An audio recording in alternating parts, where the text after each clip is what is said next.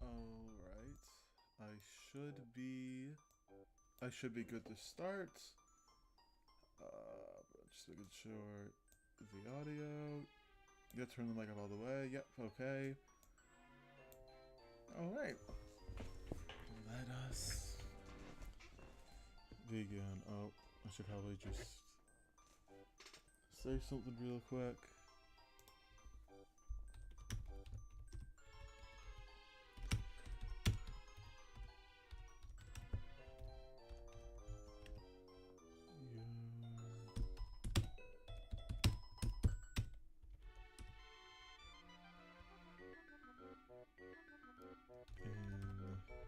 DMs on Discord or IG, and if you do, just say so in the chat. Alright.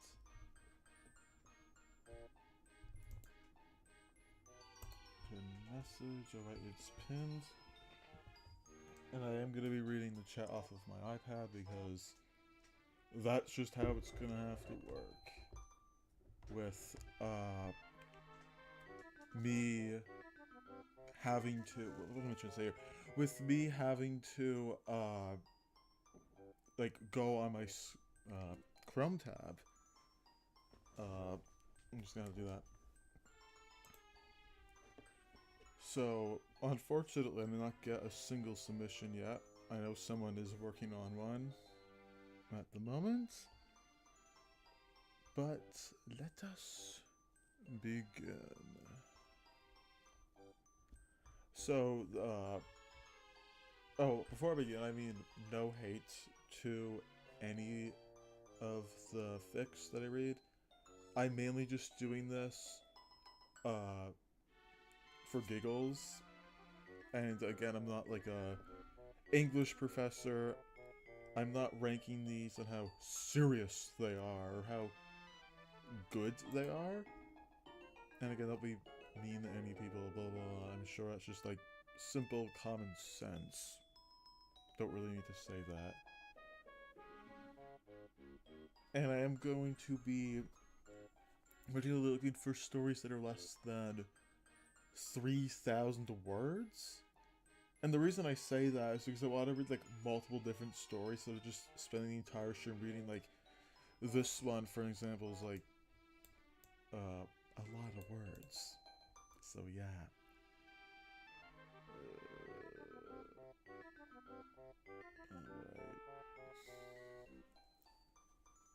Oh yeah, that's me. I made that one a while ago. When was that? May 23rd. That wasn't that long ago. I literally... Did I just read this one? Yeah, I literally just read this one on the last stream. I'm gonna go look for one.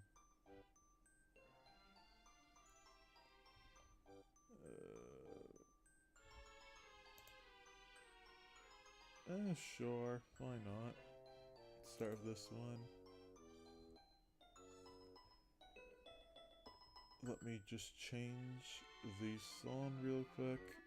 I'm using Pikmin Squared's music player as opposed to YouTube, because if I used YouTube, I would have to... There'll be ads and that would just ruin everything. Let's do... Where's the Hope? It's a classic. I'll just do normal for now.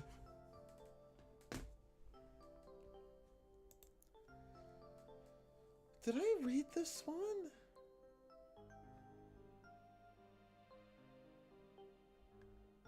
This, username looks familiar.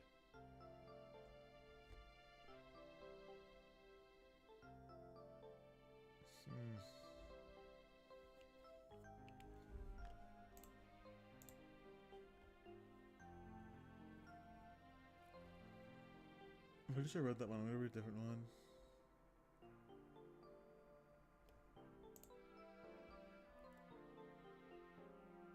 This one's only, what, 70 words?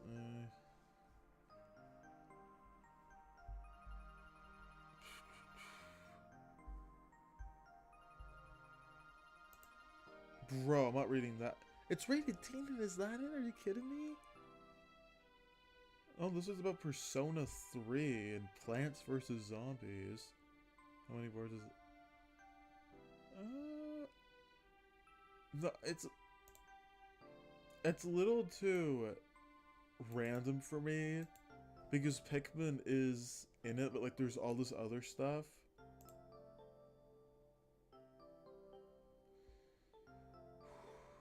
Another Persona one.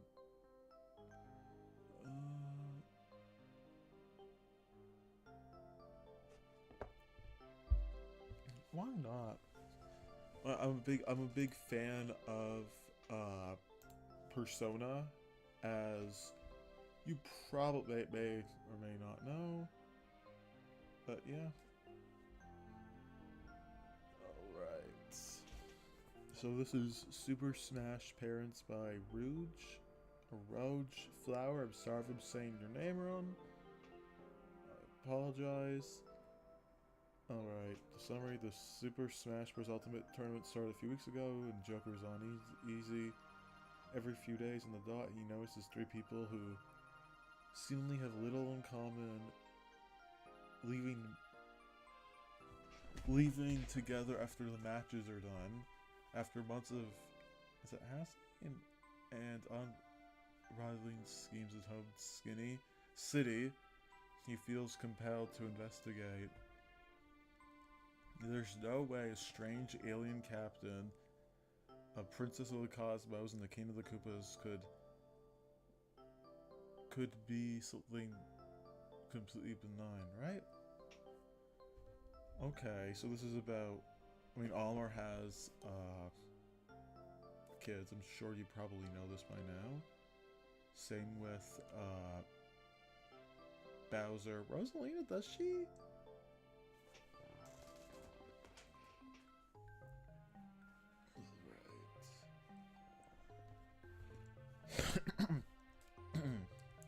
Alright, let's begin. Are you alright, Mr. Joker? This is from Persona 5, by the way, not DC. Joker shook his head and quickly bringing himself back to the surface as he turned towards the chipper, feminine voice that he had sounded from behind him. A few moments of, is that reflexly checking for someone close to his height. He finally remembered to cast his eyes downward, spotting a distant yellow dog in green vest. Oh, I thought it was Ochi. Because Ochi's... I mean, Ochi's more yellow than orange, I think, but... Oh, Isabel's in this too? Alright. I'm fine, Isabel, he replied shortly, folding his arms and turning away. He'd long ago given up on correcting others after his name, after following his stolen... Does it say invention? Oh, it says invention. These bizarre giant hands introduced him to others as Joker. That's not his canonical name, by the way. If you don't know, he has like 2 names. It's like what, Ren? Ren? Isn't that it? I believe it's Ren.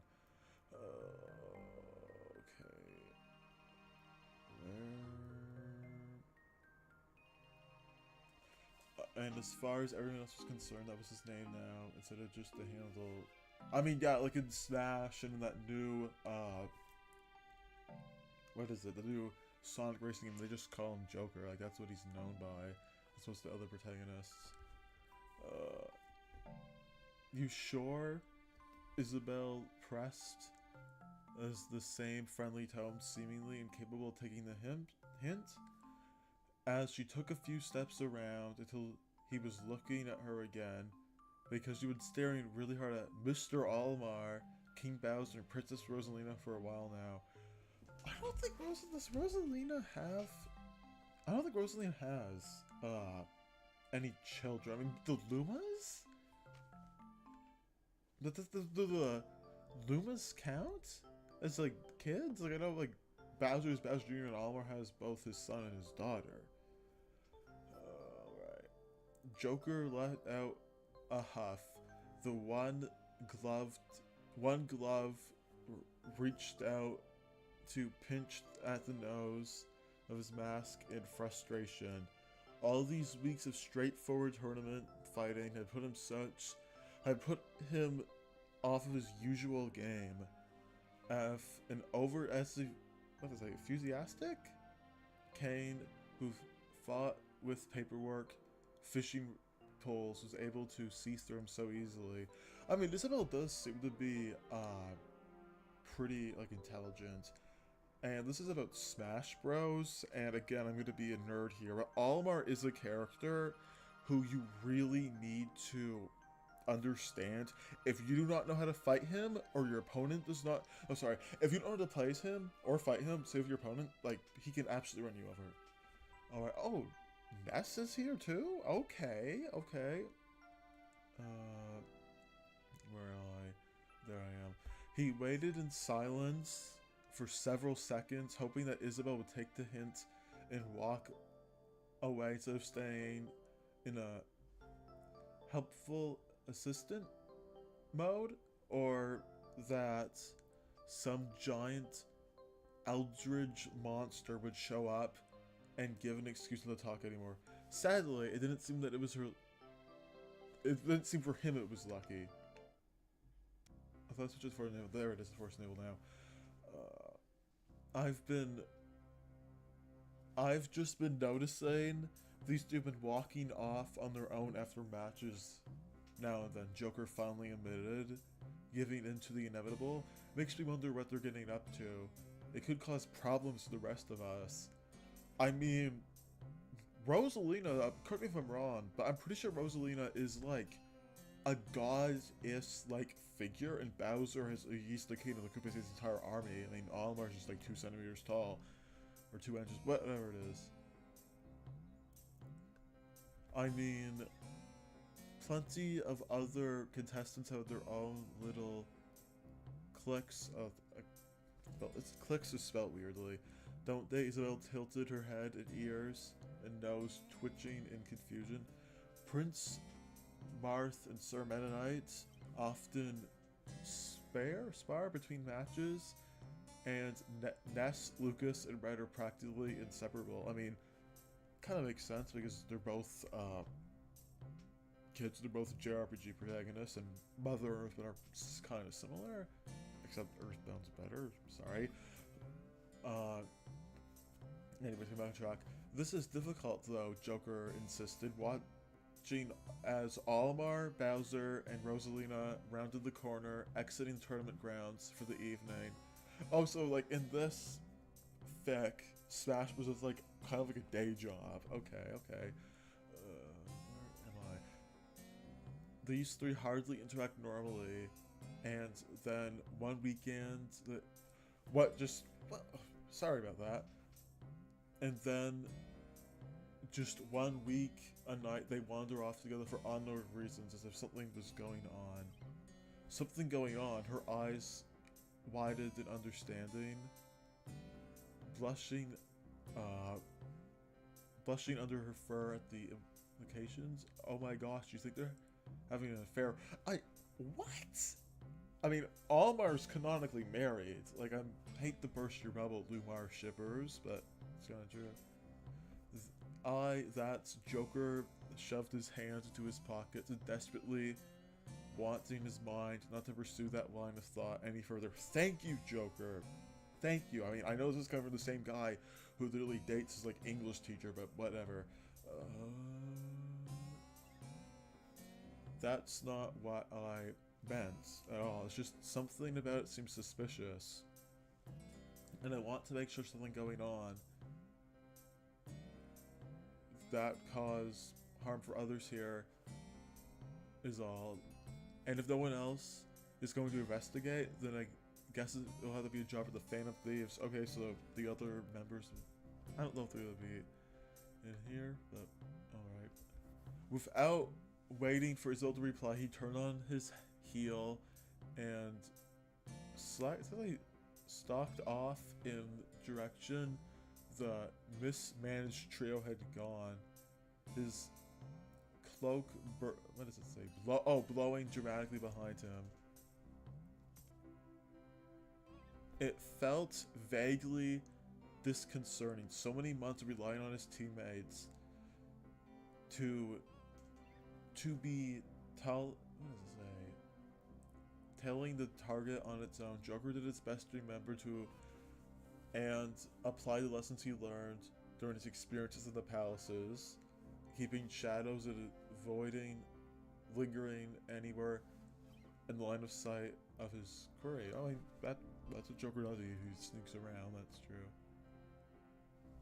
By now they had vacated the interactive high-tech coliseum that tournament matches were held in, walking down winding cobblestone road towards rows of cottages. Wow, I really like the world building here a little bit, not gonna lie. All the Smash characters live like in cottages. I mean, Almar had to be at the Pikmin because you know that's his entire moveset. That each fighter was staying in as Joker followed silently behind them. Caution, what does it say? Curious, cautious? To stay out of the soft yellow glow of the streetlights, he saw them step in outside the cottage, marked belong. I'm sorry about the words. Someone's getting them wrong. My bad. Belonging to Rosalina, none of the trio said a word to each other as the Princess of the Stars opened her door, ushering the other two following after them. Joker hummed thoughtfully, under his breath, carefully treating up to the cottage. After a few moments, he feared his investigations might have been, I don't know what that says, for the night, before a distance glowing of laugh bellowing from one of the nearby windows. He raced over, readying his blade in case King Koopa springing some kind of evil plan as he peered in the window to see Bowser holding up a picture, a photo. He blinked in confusion, leaning close into a window. He dared to process what he was looking at. Sure enough, Bowser was holding up a photograph of his 8 children working on some gigantic robot together in one clawed hand. His usual sinister grin by one replaced with some pride. Oh, I mean, are they completely his children? I don't even know. This was followed by Rosalina summoning an image of several dozen Lumas, those are the stars, carrying various colors crowded together with a wave of her wand, and Olimar pulling up a picture of what looked to be 2 smiling kids, the same species as him on his pad. That's true, Olimar does have a wife. Not wife. He has a wife and kids, yeah. You're kidding me, Joker whispered to himself in disbelief. All that buildup in my head, it came down to parents sharing pictures of their kids. Well, that's actually pretty wholesome. I mean, maybe Joker was a little dramatic. I mean, it makes sense coming from like his games. Out of the corner of his eye, he noticed Rosalina giving a small start, turning in the direction of the window. Joker immediately turned and tailed and walked away to his own cottage as fast as he could manage, making a mental note and to try to figure out what Isabel's favorite food was. Probably, I don't know, probably dog food. She's a dog. He knew, as a fan of Thief, that he was supposed to oppress any corruption in principle, but a small, more moral compromise in the form of offering her a bribe was definitely preferable than anyone finding out how he'd be spending the evening. Well, it looks like I won tonight. Bowser, dismissing the magically summoned photograph with a wave of his hands. You know what that means? I'm starting to think you two rigged this just because I'm the only one who real paying job. Alma rolled his eyes. That is true. That is canonically true because Alma works at Hoggetate Fright and he's like one of the only Smash characters who's like employed and like has a job. Alma rolled his eyes, good-natured as he went to order food for the 3 of them. I mean, Alma would probably get like pick carrots or something like that. Soup? That's what his wife makes him. Since they had just first started this in the last tournament, the rule had always been that the person with the cutest pictures of the kids that week would get to pick food they ordered from, and the two would split the cost paying for it. Wow. That's actually, like, surprisingly wholesome, and, like, honestly, like, not gonna lie, it kind of feels like something that, like, Alma would do canonically. Like, it's not, like, it's just nice and cute. I appreciate it.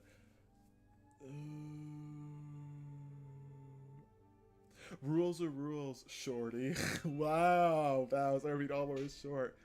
The gigantic Koopa smirked, his chair creaking as he leaned back. Not our fault our kids keep winning our little contests. I've been wondering on that note, Rosalina cut in, her tone unusually sincere, I think, as she smoothed out her lawn teal dress with one hand. Whatever we should expand our gatherings, we are hardly the only members of the tournament with families after all. I mean, some, like, I know, like, Ness has a family, Lucas also has a family, I mean, kind of has, you know, spoilers for not to hear, but whatever. Yeah, I mean, but they're, like, the ones that have, like, children. Right. I suppose we should try to at least ask some of them. Almar nods, smiling under his helmet. It would be nice to get to know some of my more fellow tournament fighters. Clear the air after the incident. What's the incident? Okay, this is interesting. Is this like a sequel to something? I don't know. Both Bowser and Almar shuddered for a moment recalling when the Pikmin had been mutilated? And nearly carrying several fighters through onions while he was away visiting his family under the fellow Pikmin Wrangler Elf had helped in return for getting to participate in the tournament. Wow. Wow, that's actually poor Elf. I mean, Elf is not as experienced as Almar, obviously. I mean, Pikmin 3 is pretty easy, especially compared to Pikmin 1 and 2. But cut him some slack, man. He saved his planet from starvation. Almar didn't do that. I mean, he saved his company from that and saved his life, but whatever. Besides, Rosalina's serene smile took on a... what's that? Street Mercius air as she looked to the pair. With no disrespect to the other parents, I'm confident that our children should shine brighter than any of them. Bowser and Alma returned her grin, raising their drinks and toast their agreement. Alright, well that was actually a pretty good story. I appreciate, like, Bowser does have, especially like the Mario RPGs, a softer side. He's much more than I'm the bad guy who catches the princess. I mean, he can kind of be like a new soup, but yeah, pretty good story. Alright, I'm just gonna comment. I'll just say this story had a cute ending, because it did. It really did. I mean, not the whole elf thing, but besides that, I'm gonna lift up my iPad. Comments. And honestly, that feels like something that Joker would do, because Joker is he sneaks around. That's what he does in canon. All right. I'm gonna go on fanfic.net actually. Because I don't have like as much experience on here as I do for other things. I'm gonna go last. Let's see. Anything here? Let's see. Wow. So these came out like in 2005. Crazy. So this is older than probably some of you watching this. Pikmin Gangsta Rap. Oh, I'm reading this. Yep, verify my connection, Cloudflare. I'm not a robot. Alright. Please review. What is this? Rated teen. So this story was made almost 20 years ago. This came out in 2005. Alright. Intro. Hey, what's up, homie G's? Captain is what you should call me. Capt Almar, that's my hot new name. I'll tell you about Pikmin, it's the game. Verse 2, they are cute. No, they are not. The red ones are angry and they're hot. The yellow ones are so ferocious? I think. The blue ones can swim in poisoned oceans. I mean, I'm sorry, buddy, but that is not canonically accurate. They can survive in oceans. Not poison, because that's what the white Pikmin do. But guess what? That's not all there is. They're not cute. They cuss and diss. Okay. Even big birds. Bro. Okay, I'm not reading. Oh, I can't even underline it, but using my cursor. The fattest and meanest fat creatures, but more of that. Pikmin 2 features. Purple and white, big and small, 7 colors overall. So, if I had to guess what this particular author was going by, when Pikmin 2 came out, there was only 5 primary Pikmin, but then there's the Bubbleman, and there's the Mushroom Pikmin, so that makes 7, I guess. 7 colors overall. They are so strong, and all in all, they are the best, but still not tall. Louis! We get Louis rapping too? Wow. this is peak fiction right here. Hey, hey, hey! Guess who the heck I am? It's Louis! I like to say, damn! I'm so smart, I'm so handsome, I like ham. I mean, I wouldn't say Louis that smart or handsome, but he does like ham, so that you get 1 out of 30. You got 33% of that quiz, buddy. I cook I am, I'm so good. Damn! Now listen to this recipe and be amazed. Keep up with me, don't get lost, it's amazing. Here we go. Put some eggs. Oh, Louis making like his cooking recipe? Wow! This is like really good. Like, I'm like halfway through this is like really good. Stuff like this is stuff I can really get behind. They're just characters doing dumb, silly things. Alright, get some eggs, make them raw. Apples and ham. Put them in a good old frying pan. Turn on the heat and bam. And add some...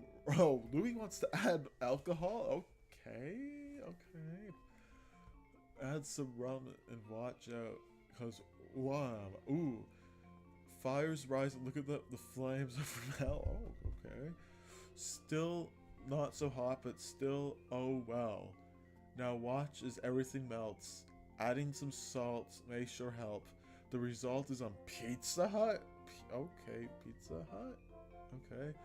I've just noticed I might have messed up. That's not a surprise. Honestly, Louis like really good at cooking, so this is not as good. Alright.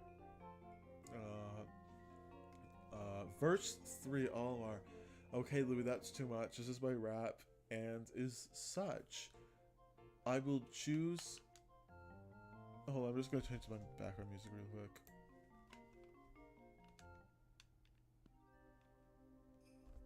Hold on, I just want to see if the volume's good. Hold on, I'm going to turn up the music a little bit. Alright, there we go. What is this? Sugar Crashed from Pikmin Squared? Combat version, I think? Alright. Okay, Louis, that's too much. This is my rap, and is such. This is like reading Dr. Seuss. I will choose just what to do. You suck, and your recipes too. Hey, ooh, Oliver with a bird. Well, you know the truth hurts a bit. I tried your recipe, and ooh, wow, Oliver. Wow. Okay, I was not expecting like you to start burning Louis, but okay. And your recipe is poop. Try not to share too much. But that's not what this topic's about. It's about Pikmin. Really? No. Seriously. Get out! Verse 3, Joe? Who's Joe? Must be the OC, because there's no one in Pikmin named Joe. Hey homies, the name's Joe. Bob, you know him, right? No. Well, he's just my big bro. Who cares? Anyways, who cares? So let's go to the training rooms where we trained. What? Oh, is this about, Pikmin? Like, they named their Pikmin like Joe? Maybe, I don't know.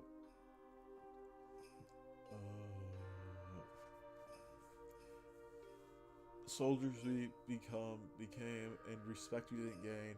Then everyone died, and me and my brother left. Oh, I'm sorry about that. A red dude came across us. A theft? Thief? No, wait, that's not how it went at all. Helped us, he did. He made us. Thank him we tried, but he couldn't understand. And he made so... Anyways, he made so many of us, and formed a band. Okay. Wow. Together, we all killed, slaughtered, and tortured. We killed an emperor, and he gave us a fortune out because in Pikmin 1, the emperor, Bullbox, gives you super safe. Those who don't know.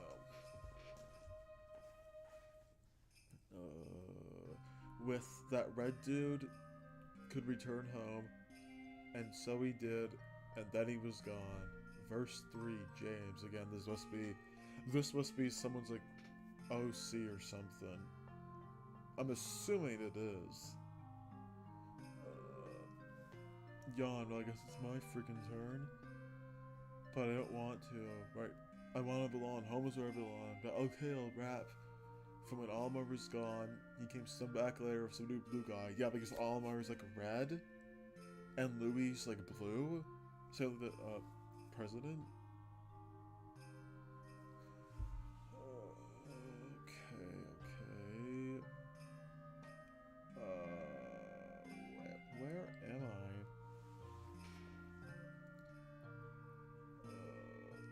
But he amused. He popped open his eye. Ooh. He tried to cook, but oh god, poor homie. He thought it was supposed to really wow.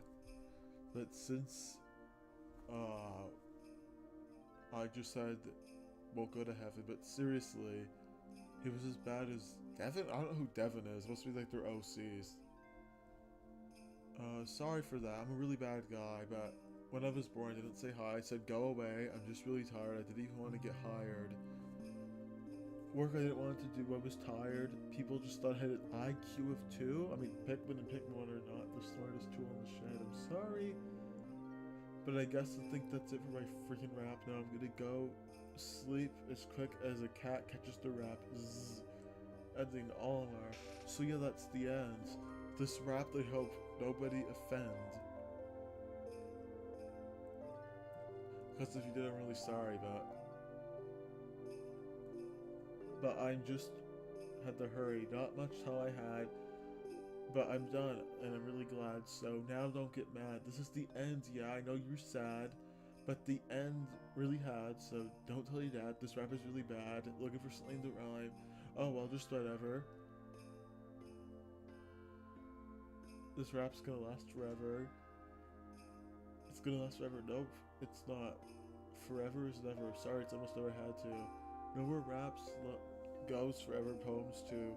2 last letter 2. Now go play Pikmin 2. Okay. This is the best part. Pikmin 2 is pretty big. Alright. My name.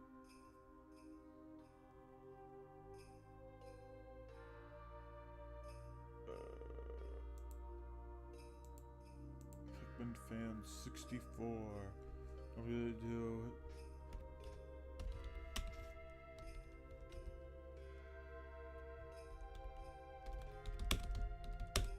this view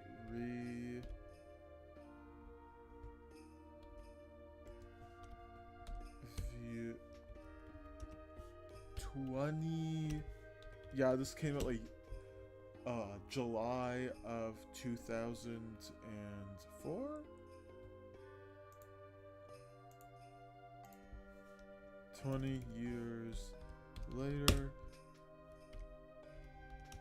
but it is. No, I'm still peek around. Peek. Alright. So, just some quick thoughts about that. So this story was like, it wasn't really a story, it was a rap. Oh, my review's been posted. Alright, so this is by Kirby X Stream. I'm pretty sure I'm saying your name right. They asked me to review. I said it was really good. And this came out almost 20 years ago. Crazy. Oh, look at the reviews. Whoa. Jeez.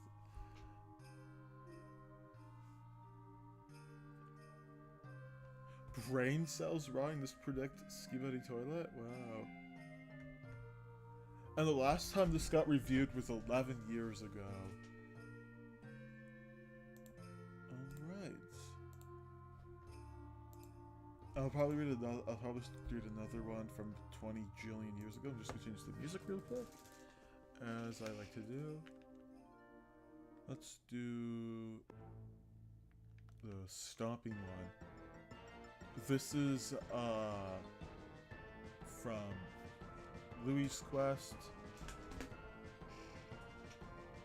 Oh, I know, it's pretty good. It's better than, I just read this one about Olimar, Bowser, Rosalina, like having like a contest with like their children. Like whoever has the cutest picture, they get to pay for food or something. It's pretty good. Plus there's Joker from Persona 5's in it. And a big fan of Persona.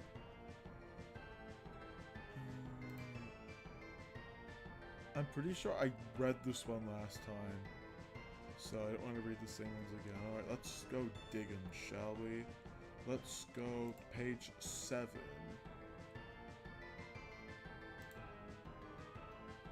Pikmin deaths.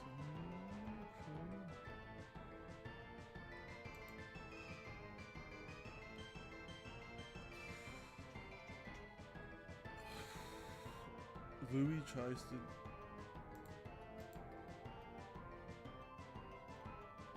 you know... Alright, sure, this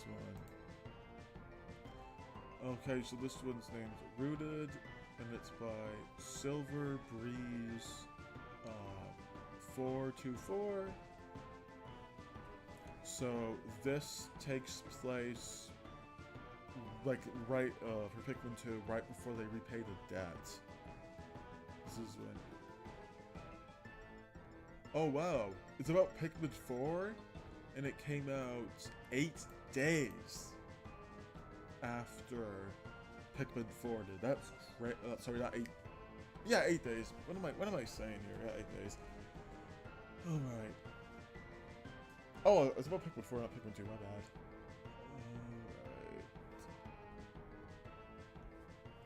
Looks like the rescue corps are finishing things up here. We'll be headed home before, you know, Almar starts wandering over to a rock. Louis exclaimed his base, his operations, in the rescue corps courtyard. True. So in Pikmin 4, Louis just sits on top of a rock. And it's just it's kind of annoying because if you have to have OG, like this is like the most minorest nitpick in the world when you can just teleport, but like if you don't have OG, you can't even jump to get up to see Louis. And if you're playing with the Pikmin 4 where you can't even ride the dog, you have to just anyways, you gotta teleport. Alright. Louis did not respond at first, instead leaning into Moss and reaching up to scratch behind her ear, and after a while, he huffs and mumbles something Almar does not quite catch. Sorry, Almar asks, tilting his head. Louis double downs on scratching Moss, seemingly avoiding looking at Almar. I don't wanna, he responds, louder, but less uncertain. Wow!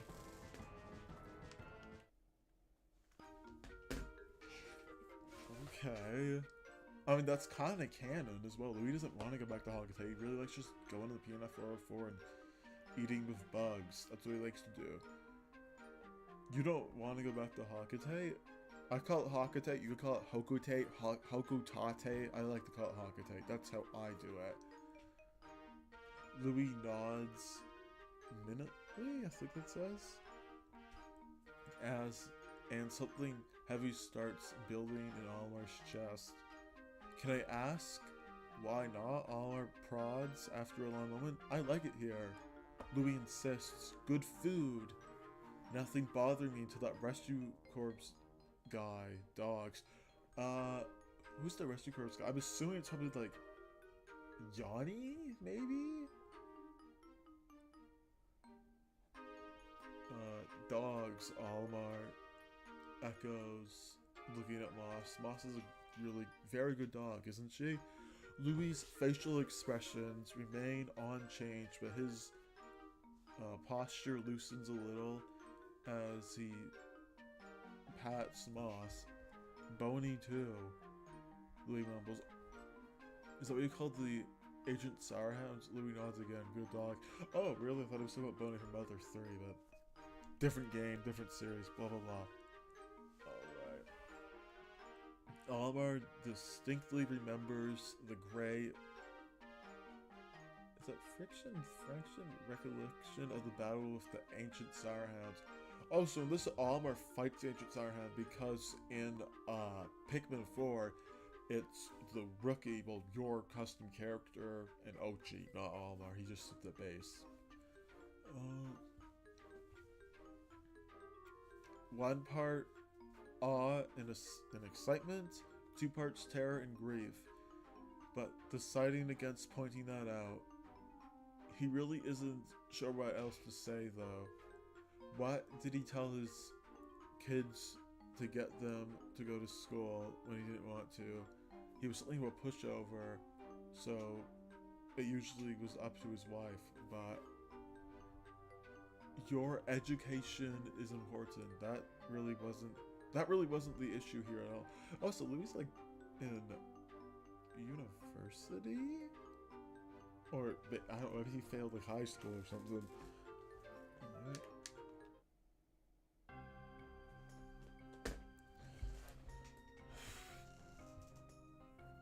I know it's hard sometimes, and if you need a day off now and again, that's okay. But the longer you avoid going and the more work is going to pile up and the harder it'll be for you.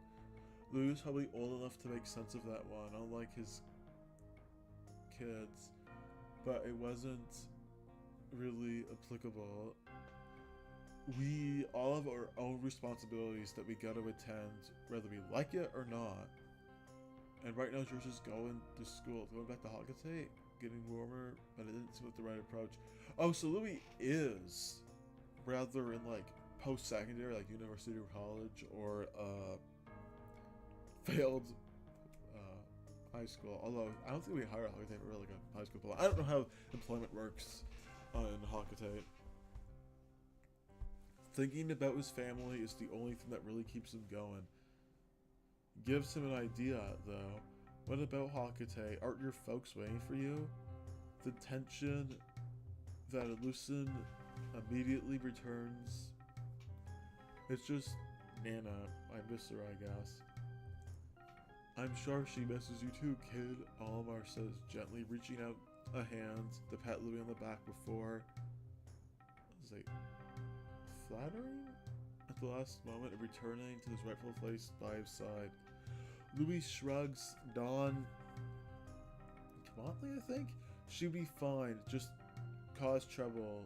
Oh, ouch. Almar knows certainly how that feels, but as a parent himself, that implication hurts. Did his Nana tell him that he was a burden, call him a troublemaker, without the sincereness, I think? That Almar always used referring to his own kids and such. Even if that weren't true, that doesn't mean she doesn't care about you. Almar insists you can't just disappear on Earth, no explanation like this. You could tell her, Louis replies, glancing at Almar almost pleadingly before looking away just as fast. Oh wow.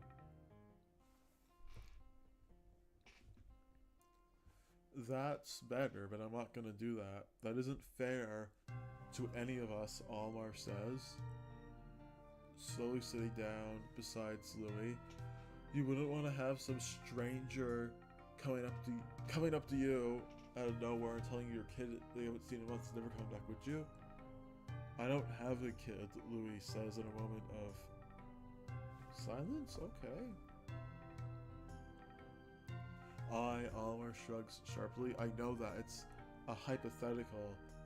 I don't want kids ever, Louis continues. I mean, that's true. Louis would probably be... Louis would be rather, like, he would be, like, a really good, like, cook. Like, he would be with, like, teaching kids how to cook. But, like, I don't know, besides that, he's not really the best father. That's fine, but we're not talking about it right now. Almar says, feeling like he's losing ground really quickly. Not talking, Louis mumbles, crossing his arms. Pouch is left. Okay, not that much, okay. Well, I'm talking, Almar snaps, reaching up to run a hand down his before remembering there's a helmet in the way. Either way, Louis teases a bit. I think that says teases a bit, leaning further into Moss as he lifts up his hand. Moss grabs Grubbles' ear, perking up as she gives Almar a side eye. I mean, that's what Moss does. Moss gives everyone the bombastic side eye. That's like an old Debney from like 2022, I think. That reminded him a little too much of his own mom. True, because in Pikmin 2, the Wii and GameCube version, not the Switch because they had to censor it, Almar literally talks about how he doesn't have a really good relationship with his mom and dad. That's canon, I can't believe. It's for the King and Queen chess pieces. If you want to go check them out, just buy them on Pikmin Wiki. Louis. Wait, did I skip anything? Okay, that reminds me he's a little too much like his own mother. Almar takes a deep breath and lets a brief rush of guilt down the anger, and then allows his emotions to settle. Louis, Almar says calmly. Louis' ears flicks in acknowledgement, even if he keeps stating anything other than Almar. I'm not mad at you, okay? Louis muffles something along the lines of, yeah, you are, or you could have fooled me, or you sound mad. I'm really sorry I snapped at you. I'm just worried, Almar explains. Louis huffs unhappily, and Almar has no idea what he means by that. Are there things really bad for you, Bag of Hagate? I mean, Almar does have, the best example I can give is side stories. Almar's comeback day 7, I believe, were Almar would get separated. The reason that happened was because Almar got mad at Louis. Louis shrugs, and Almar tempers down the rising frustration that comes with his non-response. I died here, you know that, right? Almar says a bit desperately. That's true. He turns to Leafling. Louis looks at him almost as he expects to see some kind of a lie when he don't find it. Doesn't, sorry, not don't. He hunches in closer to Moss, burying his gloved fingers in her fur. I died, and sure I came back, but only with the help of the rescue corpse, my bad. Without them, I would still be stuck a Leafling. That is true. Alright, they're actually having a pretty decent argument here. Alright. Was being a Leafling that bad? Louis mumbles that Almar has to fight down. As I flinch of question. It was, Almar says, a bit more harshly than he intended. It was a constant struggle to stay sane. I'm not sure if it's a battle I actually ever won. I thought I was doing it to save folks. But who was? I wasn't just to propagate leaflings for the sake of the onions. Leaflings look after the Pikmin to keep them safe and busy. So, the species benefits from their existence. That is true. Because all the leaflings are is Dan Dory, gotta go quick, we gotta go fast. I'll never give my family. They were the only things keeping me tethered to myself. That's true. If you remember Really Leafy Showdowns when you beat Almar, he starts going on a monologue about how he misses his wife and he misses his kids. Like, it actually is kind of sad. But every day I was a Leafling that wore a little bit thinner. A few more weeks, a couple more days, an hour or two. I don't know how much longer I could have had before I lost them to. Almar explains. Shakenly, staring across the courtyard of the onion. It eats away at you. I don't even know how long I was a Leafling, but if I stayed very much longer, I don't know if I would ever come back.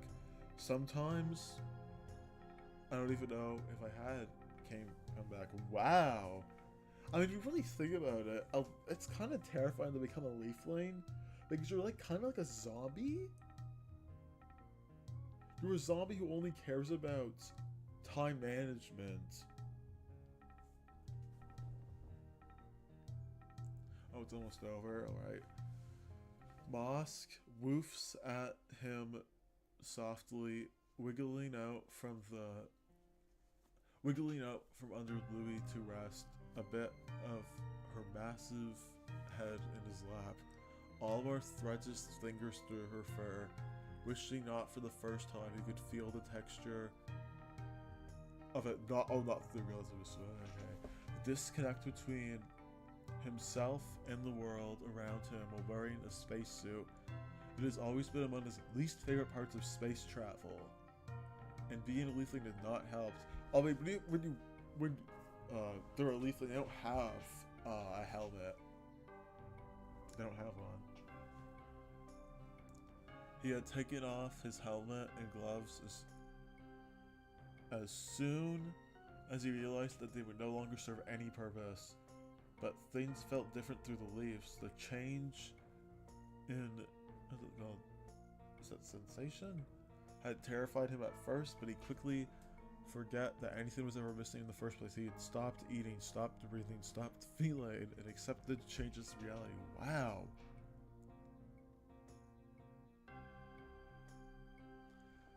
Moss nudges him with her head, and he shakes on his own, pulling himself to reality. Wow, okay, this is actually a little sad for poor old Almar. Louis is standing now that his backrest has wiggled out from under him. Wow. His hands were clenched to his side, knuckles tapping against his legs and anything else.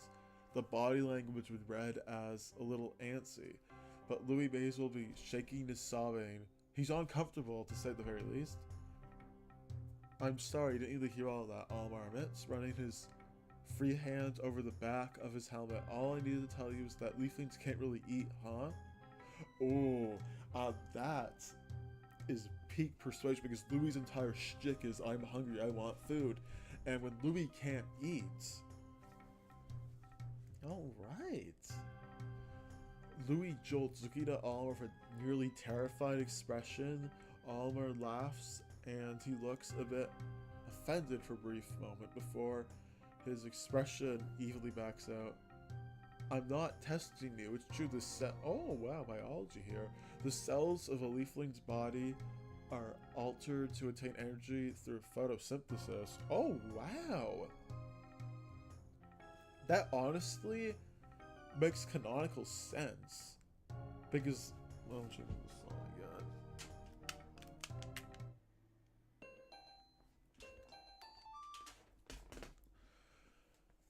Alright, rather than cellular, I don't know what that says, so the body loses the ability to process food properly, Almar explains.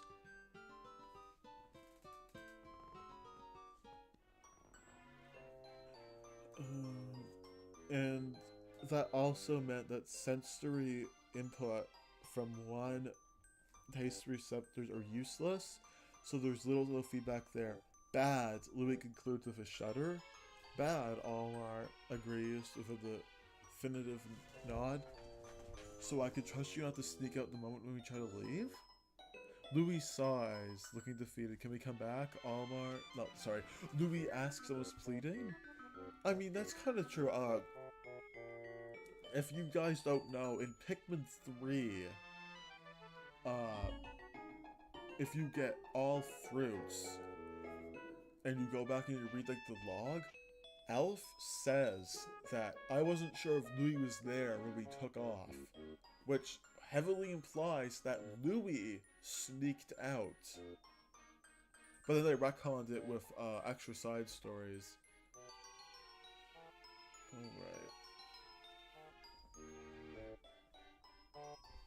Almar isn't quite sure how he feels about the idea. Part of him loves this planet, loves Moss and the Pikmin, and even the predators will try to kill them, but it's a place of endless scientific intrigue, but at the same time it terrifies him. It tried to kill him 100 times over before the air itself finished the job, and that didn't even manage to stick. True. I don't think we're gonna have a choice all our sides. If the president catches wind of this fast, that there was enough treasure here to power a ship, he'll send us back before we have a chance to see our family. That is also true. Lou, of course, seems perfectly satisfied with that condition. Wow, that was a pretty good story. I'm gonna go comment on it here. We're gonna leave the kudos. I'm just gonna say this was epic story. Alright, gonna move the iPad so we get to the comment button. Boom.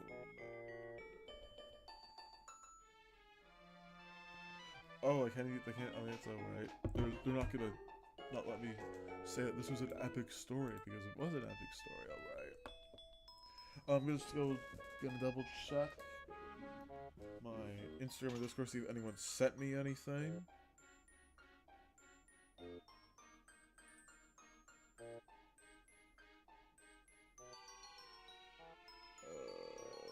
Okay, nothing there.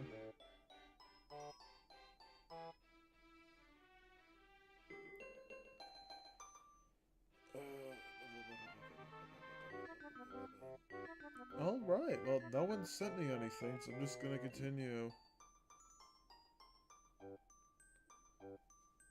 Alright.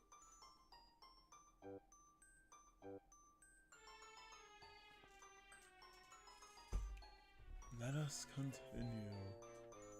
Louis and the Hagatate freight ship? That's a really random one, but okay, you do you. What? What is this? Okay, so we have a we have a Five Nights at Freddy's fanfiction, but, there's a blue Pikmin in it.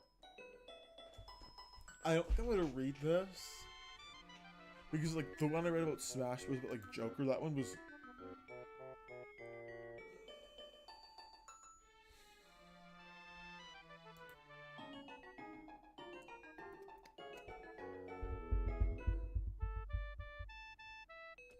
relationship advice. Okay.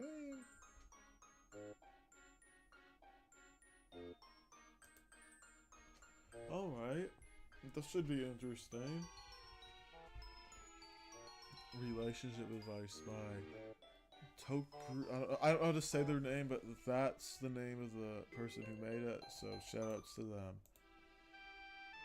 Almar. Oh, hold on, let's change the song. Let's do Forza Hope. It's a classic.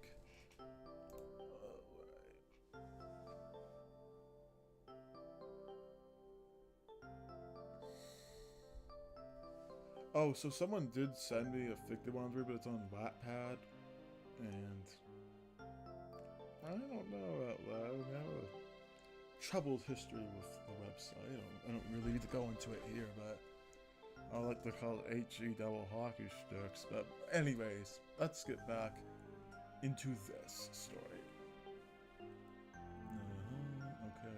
Okay, this is almost one view. After long days of work, the two Hogatations were in a cargo hold, with Almar taking records of items they collected. 4 vaguely heart-shaped blocks of colored sugar or some kind of markings on them were among the newly discovered treasures, as well as several sizable ring-like objects with shining gemstones that embodied in them, and finally an impressive replica of a bold red flower.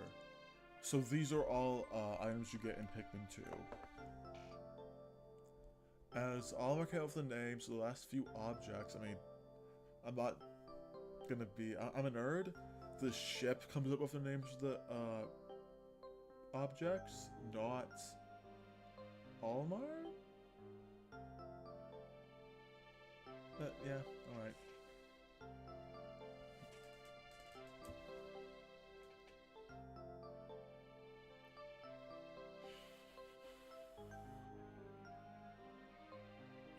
anything else?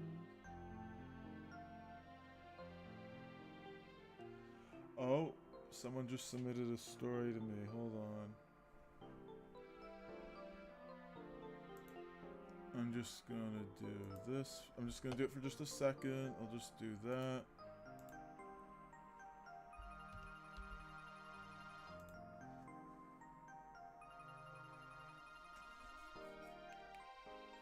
Alright, just give me 2 seconds. I have another epic story.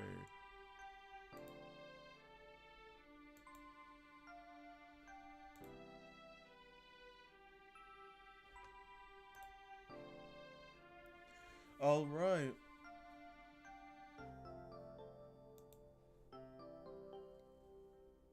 Oh, I gotta do that. Alright. So after this, I do have a story that someone submitted, but I'm gonna read this one first, and then I'm gonna read that one. Alright. You know Louis, he said to his coworker, sharply turning his attention upon hearing his name. Is it just me or all these things seem like perfect gifts for couples? Louis shrugged.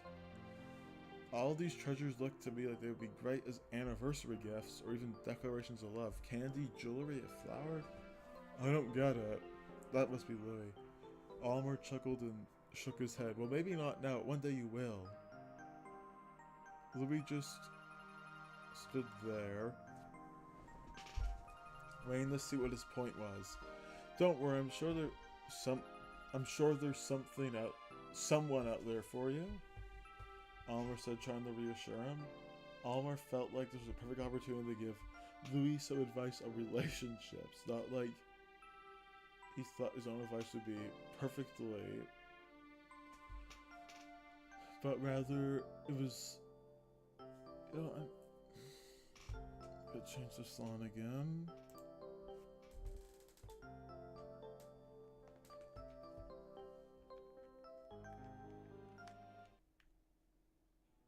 Let's do this one.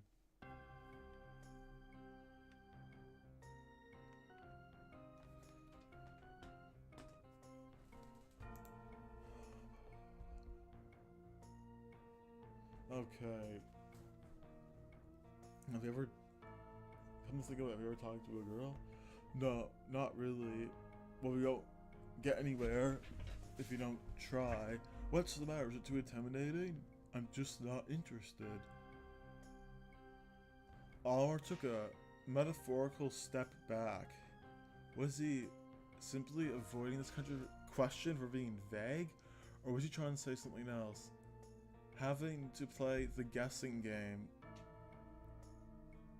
Almer told Almer that Louis wasn't clearly interested in the conversation, but Almer presumed, I think, under the idea that sometimes the advice you don't want to hear so valuable. Well, if you're not into girls, what about guys? What about them? Urged to date them? Louis shook his head. Okay. This really doesn't want to date anyone. Now, Almer was really confused. Either his coworker wasn't answering honestly, or he probably wasn't answering honestly.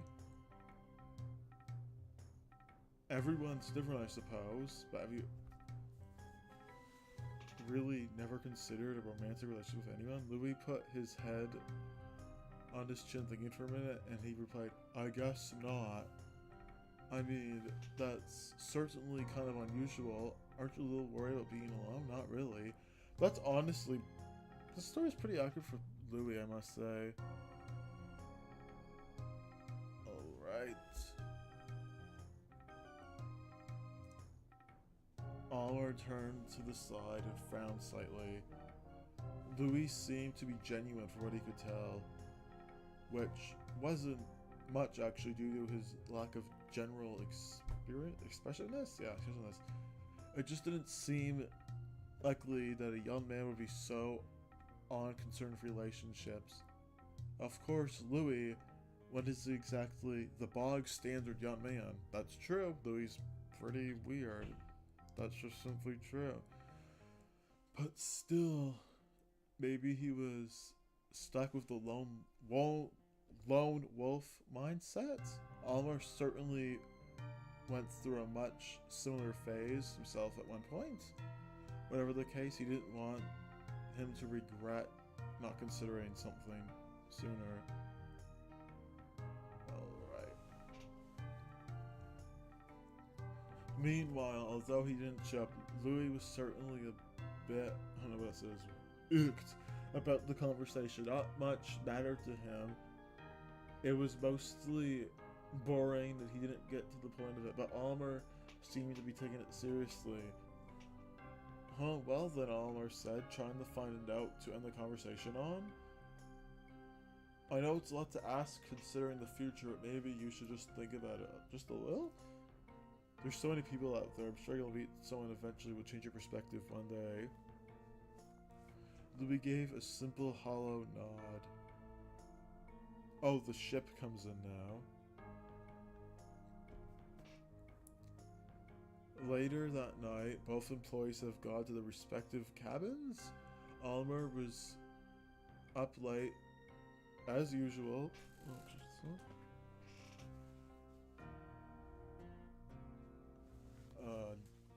Jotting down his local notes about the flora and fauna. Captain Almar, the ship's AI, as it was subtly activated over the room's speaker. If it isn't much of a bother, I'd like to speak to you. He punched the bridge of his nose inside. I thought I told you not to speak to me when I'm writing. Oh, wow. Okay. That's correct, however, I overheard the conversation you had with Louis this evening, and I decided a lack of understanding between you two.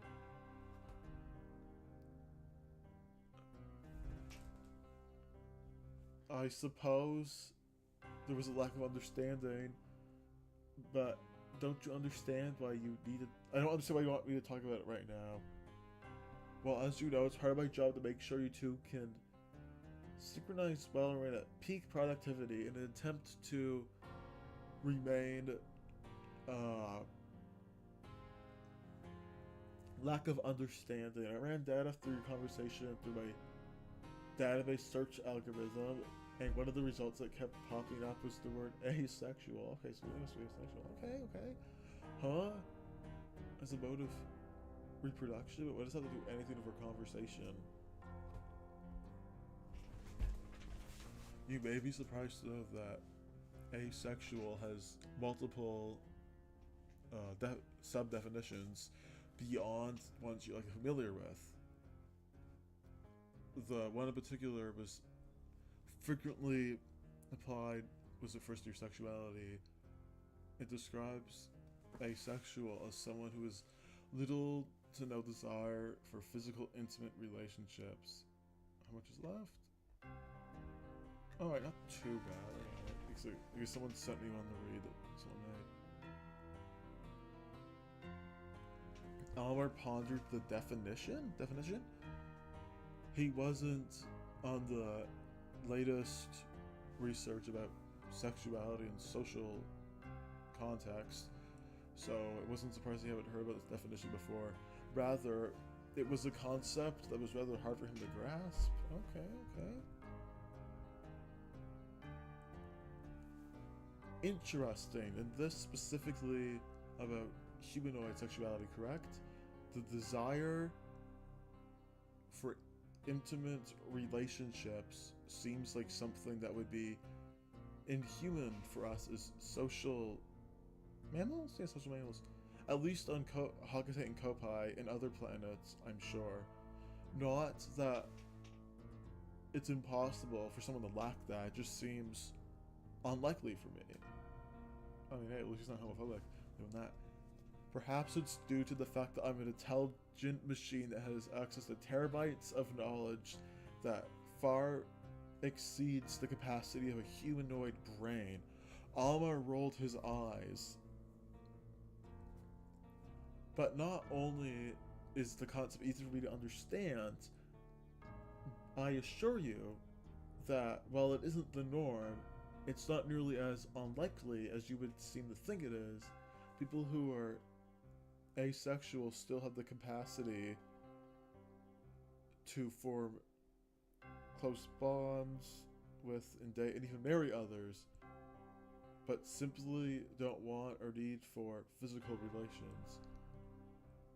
I suppose that makes sense in a way, but how in the world would someone know they're asexual without experiencing their first intimate relationship? Good question, Captain Almar. How would you know that riding the new super light speed coaster at the Interstate Fun Park is fun unless you try it? Ride that thing? I don't think I would have to ride. That would give me a heart attack. Ah, fair point. Wow, the ship has a really good point. I'm giving him credit. I know lots of people like the bash the Hagatate freight ship for valid reasons. I mean, I think Colin's more annoying, but whatever. That's topic for another video. So sure.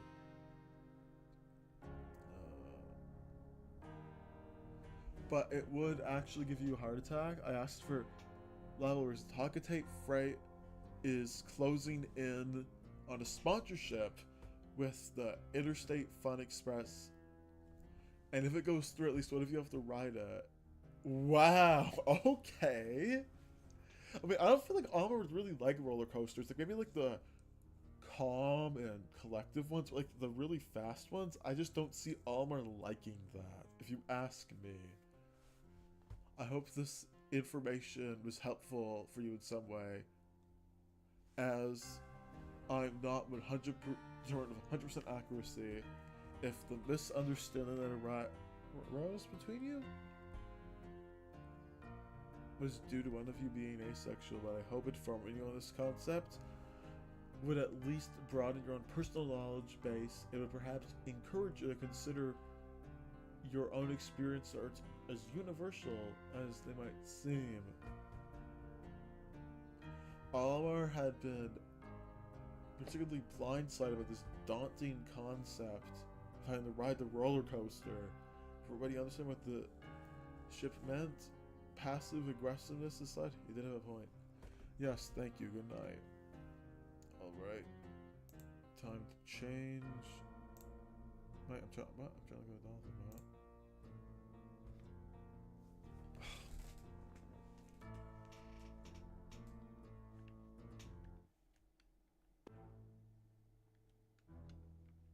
Let's do... That is a distance sprint at all this stream.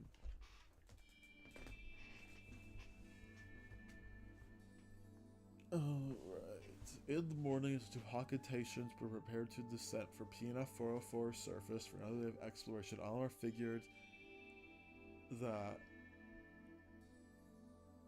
well, the memory was still fresh. I apologize for yesterday evening. Louis, I want to talk to you about yesterday.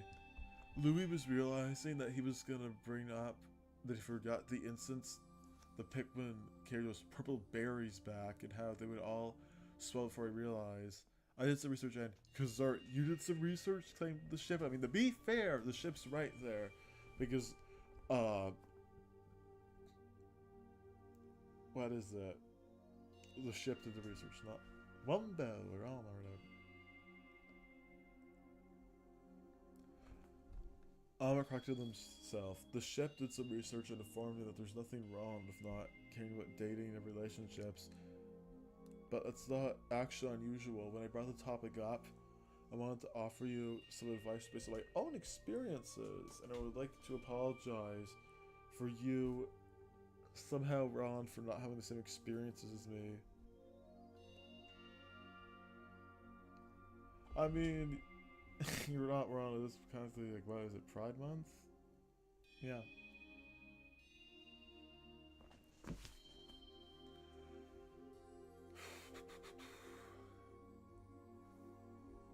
Louis stared blankly at him. What? Oh, Almar claimed, realizing that the context isn't radically apparent. I'm talking about the conversation we had at the cargo hold about the treasure. Oh, that, he said, vaguely recalling Oh, all are making a big deal about something. In fact, the ship brought the word to my attention asexual. I've only ever understood in the context of biology, but people can be asexual too. Louis waited for him to continue. Well, people who are asexual feel little to no romantic attraction. Slight correction, Captain Almar. Feel little to no physical attraction. Feeling no romantic attraction is referred as being aromantic. A completely different thing. Almar looked up at the speaker in shock. There's a difference? He recomposed himself. Anyway, since this news to me, I wanted to ask if you ever heard of this word before, at least heard it anyway. Nope. Louis was actually a little surprised that there was a word for it. Kind of. He had thought about dating that kind of stuff, but he was just one of those reasons he didn't get. But everyone else seemed to. Maybe that was the case, but the idea there was a word for it was kind of cool. Any opinions on it? To be honest, definition and context you said in yesterday's conversation might have resonated a bit, but if it doesn't, completely fine. It does. Does it resonate with you? It does. Louis looks nodding, almost content. That's good to hear, you know. I was worried that the ship had overanalyzed our conversation and that bringing this stuff with the word asexual would be irrelevant, but I'm glad it was as formative to you as it was for me. Oh, please. The ship scuffled, I think? As if I overanalyzed things. I heavily doubt that your entry on PNF 404's energy needs to be 32 pages. Oliver stopped rebuttaling the ship and turned towards Louis. Anyway, let's get going. We have lots of treasures to collect. Wow, that's actually a really good story. I did lose like a lot of viewers about it. Probably not like, you know, last time, probably whatever. Anyways, I'm gonna put epic story. Alright. Let's comment this. Boom.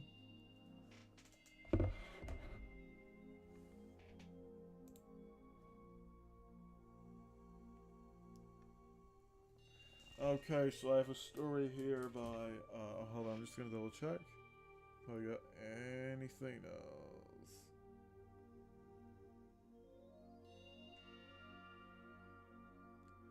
Nothing there, anything on Instagram? Anything in the messages? Nope, nope, nope. Alright, I can continue. Sweet as ice cream. And this is on wattpad. HE double hockey sticks, I like to call it. Summer, the season that connects warmth and loveliness, passion, the roots of happiness, and freedom that grow from the seeds of summertime. If summer was cooler, it'd be green, a bright, beautiful, and warm green.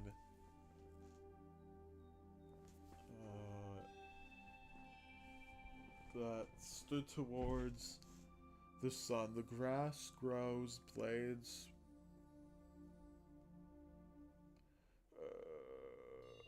soft as ever, painted with yellow and pink flowers, green grass, green trees, even the sea is almost green.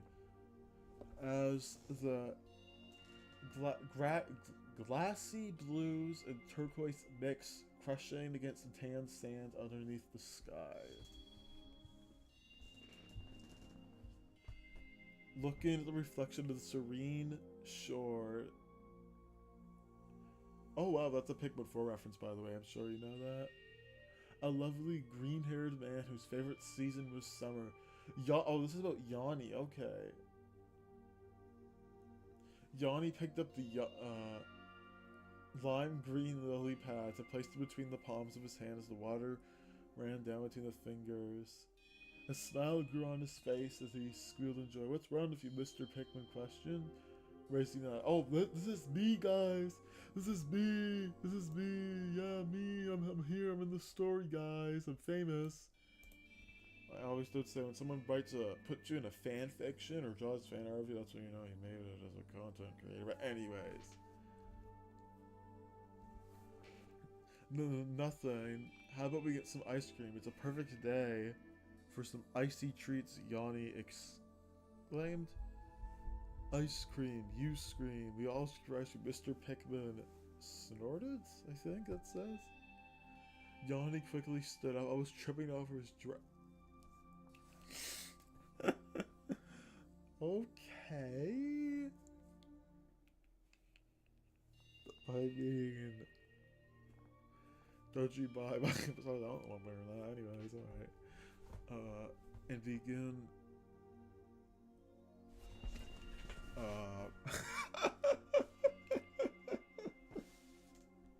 Jeez. This, I mean, this was gonna be interesting. Begin running through the flowers towards the part where the ice cream stand was near. Mr. Pikmin, that's me. That was a pretty bad, like, Bali impression or whatever. Fall behind. An Arcadia scoop, that's the name of, Pick Before area. Read the wooden sign, decorated in pink green blossoms with ice cream flavors listed below. Hello, Yanni squeals to a man behind the counter. The man slowly turned around Yanni's voice, his wide eyes and jaw dropped to the sight. Bright green eyes, interlinked, and face flushes, I think it says. Hold on, I'm just changing this music real quick. I like to mix it up.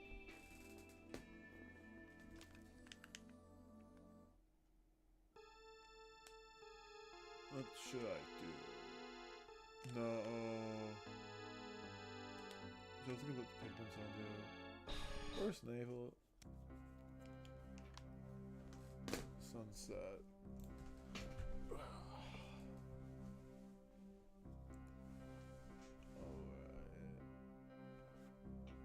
You, hello, green man. Green-eyed man behind the counter spoke. Not only did the two have green eyes, but also green fluffy hair. Two of a kind! Yanni was blushing so hard at the man. Oh, yeah, alright. He almost fainted. Mr. Pikmin tapped Yanni's shoulder with a pissed off expression.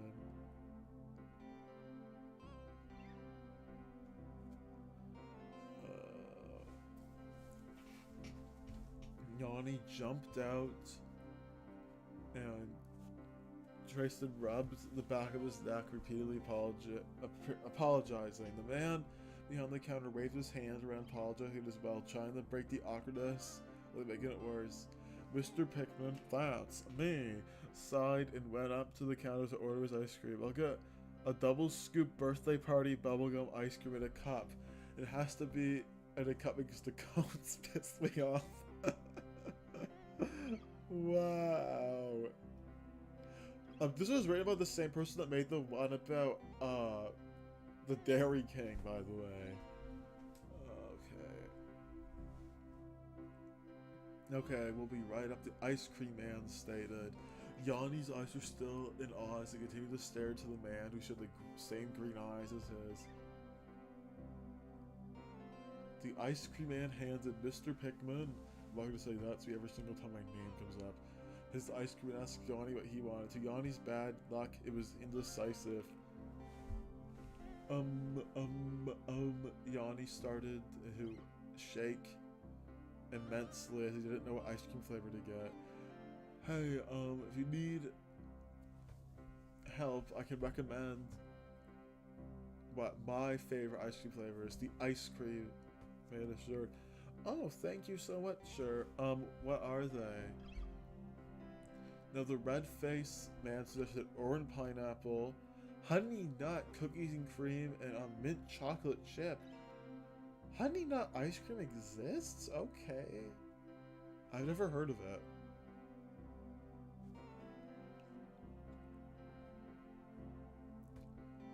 Yanni looked to his feet to make awkward eye contact. I'll have the orange pineapple, mint, the orange pineapple, and the mint chocolate chip in a waffle cone. Yanni shyly stated, okay. The green-haired man prepared his ice cream cone handed to Yanni, smiling big. Yanni reached out to grab the cone as his hands lightly brushed against the other man's hands. Yanni jumped the touch of his hands and almost turned purple. How much reason was enough? Thank you. Murmured? I think that says he murmured. There was a special connection between you two. The man behind the ice cream counter became sad as he watched two customers begin to walk away. Let's be and Yanni. He had to do something, but what? Wait! The man... Yellow? Yeah, this was yelled. Startled.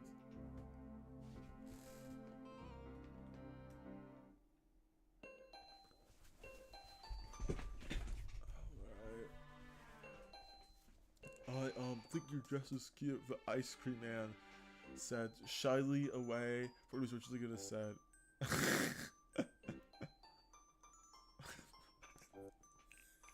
Okay. I mean, I think this is like, mean to, people who cross-dress again. Nothing against that. I'm not trying to be mean to people. It's like one of my jokes I use, but still, whatever. Let's continue. Thank you, Yanni smiled a little. Mr. Pikmin shook his head a little. Yanni, ever happened to your last relationship? Yanni looked down to his feet and sighed. Yeah, it was all mean and toxic, and the ice cream man is not something like, Wreck-It Ralph? What? What's Wreck-It Ralph doing here?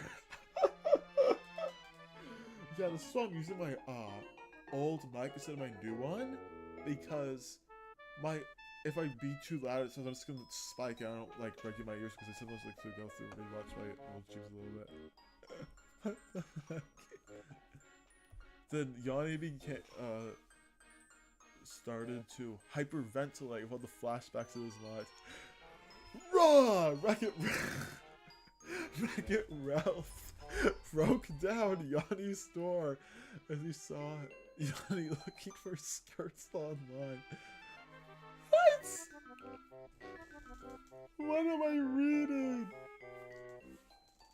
What am I reading?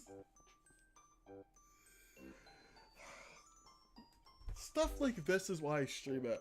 Stuff like this. I like the Pikmin stories. Like I like the one like this one, but like stuff like this is stuff I like too. Anyways. I knew you were a femboy. I would have never dated you if I knew that. Wreck-It Ralph then began tearing through Yanni's apartment, grabbing every piece of feminine clothing he could find. What? What? What? The only femboy allowed in this world is Fix-It Felix? You're shaped to Felix. We're done. Wreck-It Ralph was stormed off, but was stopped by the FBI? Wreck-It Ralph, you're under arrest for property damage, break-in and entering, and for threats you said against Yanni. Derek Morgan, oh, this is from Criminal Minds, by the way. That's who Derek Morgan is, we don't know. Slammed Wreck-It Ralph against the wall and cuffed him. Thank you, Yanni said to the agent in front of him. Derek Morgan, I keep thinking about Dexter Morgan, different show, whatever. Put a hand on Yanni's shoulder. Hey kid, everything will be okay, alright baby girl? End of flashback. Oh well, at least that FBI agent was really nice. Yanni thought to himself. Mr. Pikmin and Yanni walked back home to the recently bought apartment and played video games for the rest of the night, inviting a few friends. The whole party was there. Jar Jar Binks? Jar Jar Binks was the one playing the awful music. Elf was the one at the snack table. Red Bird. This is Red from Angry Birds, I'm assuming. And Clem was doing the Fortnite dance with the green M&M. After a few hours now, nighttime quickly crashed. Bro, why people like yell? Like, not yell, why people go so fast? I'm like, bro, jeez. The next morning, Yanni was running quickly through... What is this? What am I reading? What am I reading? Hands, pockets full of cash as he approached the ice cream shop.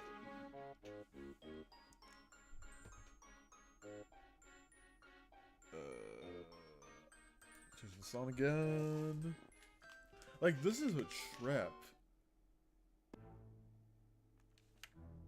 Oh, whoopsies. Whoopsies, I accidentally went out of the Pikmin squared sound. We were right back to it. Let's do... Yeah, let's just do Giant's Dessert.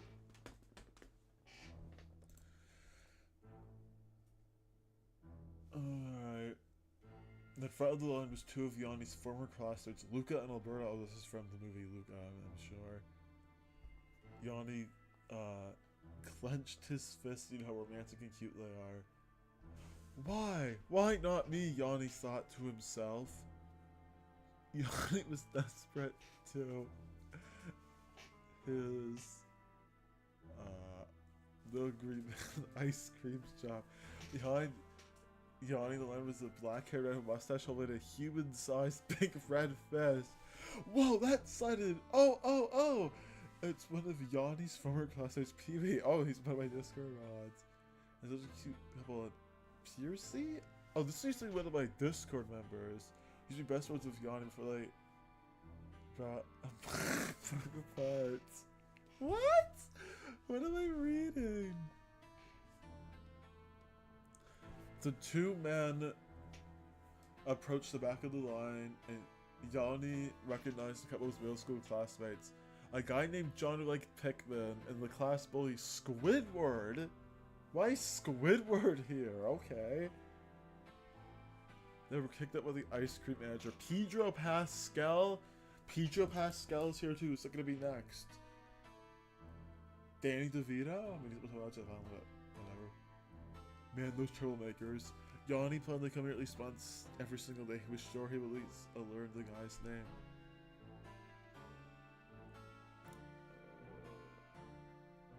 Hey, it's you again. The ice cream man looked at Yanni, completely moonstruck. The rays of sunshine stood in Yanni's face, creating a magical aura. The ice cream here was super good, Yanni suggested. The green hair man finally knew he had to make a move. And now, he stuck his head out towards Yanni and grabbed the guy's head. He was hesitant at first, but lightly placed his hand to his. Yanni lightly shook Deku's head. My name's Yanni, he murmured. Sweet. Nice to meet you then. What ice cream do you want today? Nice to meet you too. Hee hee. I would get orange pineapple again and the cookies and cream. Oh, hey, I have a break coming up in a couple of minutes. Do you want to maybe go hang out? Deku shyly asked, eyes to the floor. The dance between the two green hair men. I mean, Deku's an adult here because he's not in his OG anime.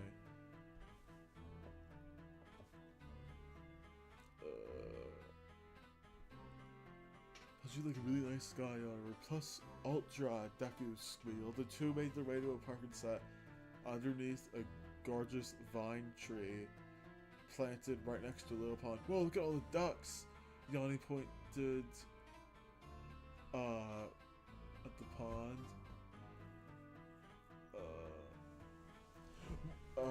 But I'm losing my train of thought. Oh, there we go. Yanni began Deku began rambling about a story that happened when he was younger regarding the ducks. Yanni reached out his hand to try to pet one of the ducks. Something awful happened. Whoa! Yanni gasped. He fell into a pond. Pretty rather dirty pond. Yanni! Deku carelessly ran towards him without pulling him up, but he mistakenly also fell into the doorbell.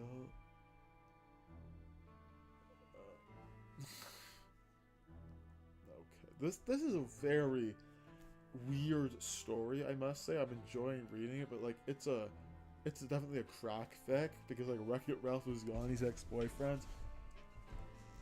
I think ChatGPT is gonna take over all of writing, but like ChatGPT is not gonna make something like this. Only humans can. No, Deku shouts. If only All Might were here to save me. A young, orangey-haired male. Oh, also, I don't know if this person's like in the chat right now, but there was someone who really liked Yanni X Deku was like a joke. If they're here, there you go. There's another story about it. Whatever. A young, orangey, brown hair male came running across the studio with screams, "Oh no, you guys okay?" Yanni Deku looked up to the strange male with plates of pancakes in his hands. That must be a Ketchup Persona 5. They were weirded out, but they were glad that someone came to save the day.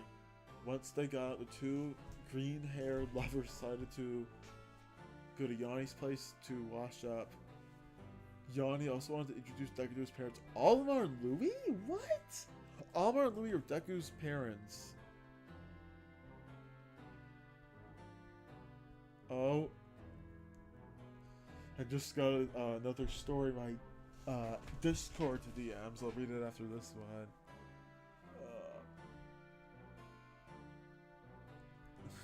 Oh wait, it's almost over. Hey there! Ding dong, the doorbell rings.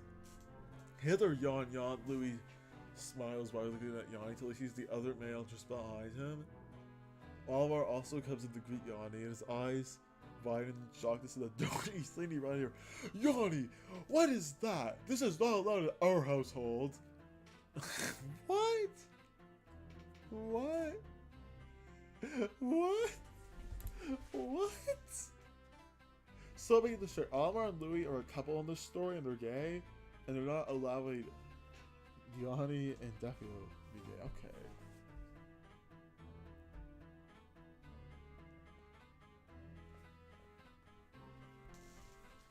Yanni's eyes begin to fill with fear as he stares at his father's. Louis frowns. Yanni, I actually ordered Wreck-It Ralph to make up with you. I wanted to eat. What? What? Louis wants to do. Oh wait, that's not cannibalism. Louis is not a human. He's a Hagatatian, so that's not cannibalism. Okay. I wanted to eat him, but Olimar wouldn't let it take the heart that despised the sin of gayness. What? Deku steps forward. Sorry, sir, but aren't you too gay yourself?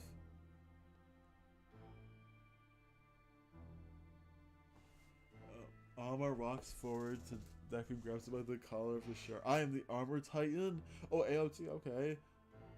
And he's the Colossal Titan. As he starts pointing, we're really doing this all right here, right now.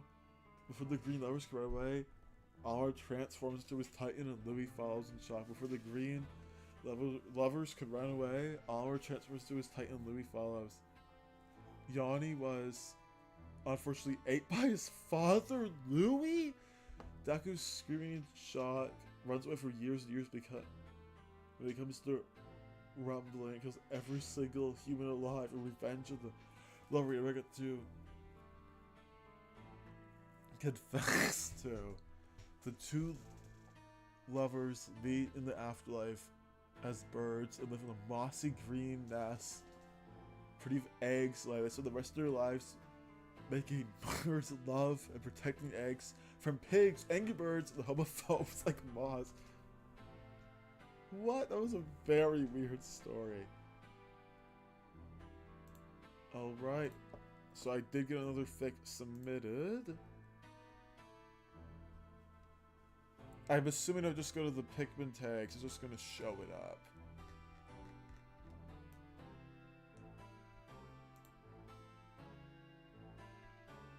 Oh, jeez. What is this? What is this? Brittany X original characters. Brittany, Charlie, Elf, Olimar, original. Ryan Gosling? What? What is Ryan Gosling doing here? Mr. Pikmin. That's me. Look, guys. I'm like in 4 fan fictions I made as an influencer. Morgana, Oh, that's for Persona. Brittany's goth. Brittany works at a club. Innocent love. Fluff murder. Nate needs a hug. Freddy Fazbear's Pizza. Gay pride. Okay. This is going to be weird. Like, if you're just tuning in and you're expecting this to be like a normal Pikmin fanfiction, I have news for you, buddy. This is not. Here, putting Impending Doom on. That's the Beady Longlegs boss name. Alright, the white boy and the gothic angel. Oh, jeez. Please don't take this story too seriously. This is by, this is the same person that made the other one about, the Dairy King, if you were there for that. The wind blew a handsome young man into the club. Tucked away in the corner of the bustling streets. Midnight passes the man. Nate Gosling was so depressed despite being in such a lovely environment. Wait, this is one of my Discord guys? What? He couldn't help keep his head down, feeling empty and alone. Suddenly one of the dancers came off the stage and heads his way. Nate looks up to see the most gorgeous, jaw-dropping beauty of a woman. Pink locks fall to her shoulders with slender yet curvy firm. The lace black fancy attire hating her hips and chest. Oh, I'm putting on this. What's it called? The stomping one? Yeah, from Louis Quest.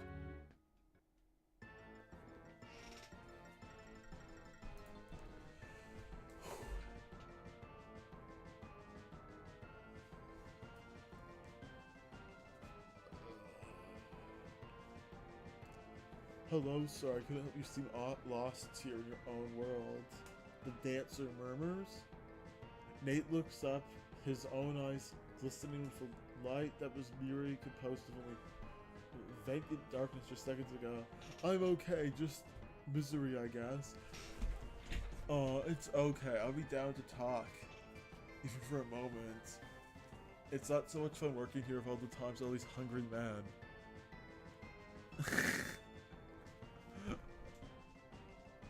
Okay, so this is Brittany, okay.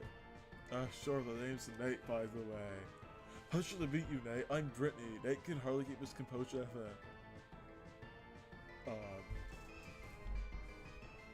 a woman in front of him, something outside this planet. The two leave the club together, but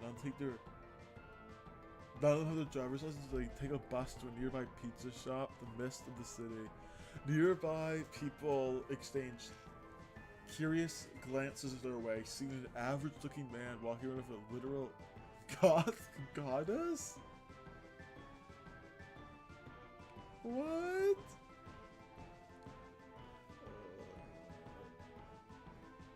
They take a seat at the corner place? Away from all the lingering stares and whispers. They place an order for a large pepperoni pizza. Time passes at the restaurant, creating a quiet, ambitious atmosphere around the two. The air feels almost intimate, I think it says.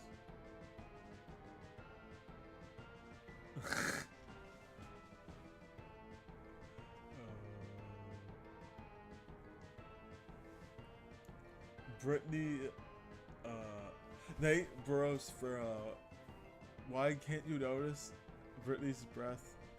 As I say, picking slightly despite her discomfort, he reaches over the table in a comfort gesture. Brittany, are you okay? Are you cold? Brittany shakes her head. It's my feet, these heels. What? Realization dawns on Nate, his eyes softening, experiencing a pain of sympathy for the woman in front of him. I can help if you don't mind. Okay, baby. Okay, this is good. Under the table, Brittany stretches her legs into Nate's lap, letting out a heavy sigh of relief. Nate's eyes widen, not expecting such a straightforward action. However, he has no objections against it. He settles her feet comfortably into his lap. What? Oh Okay. Oh, it's not weird. Okay. Jeez, the Instagram Reels have really ruined me, guys. They really have. I apologize. Slowly been taking it off, revealing Brittany for burden. Thank you, Nate. That feels so much better. Unconsciously, Nate tightens his grip on her feet, keeping them rested on his lap as he slowly starts. Oh, I was giving a foot massage. Okay. The innocent gesture provides a sense of comfort for Brittany. This is only rated G, so it's not going to get weird, guys, okay? Already feeling a sense of happiness and contentment in his presence. This little outing was supposed to be for Nate's well-being, to help with his own mental state, but Brittany couldn't help but feeling her own mental well-being was developed alongside Nate's. Suddenly the pizza arrives. Within 2 seconds. Within seconds. This is so weird. What the hell? What? What am I reading? Yeah, if someone's gonna click on this thing, it's like I'm reading like normal Pikmin fan fiction. This is not normal.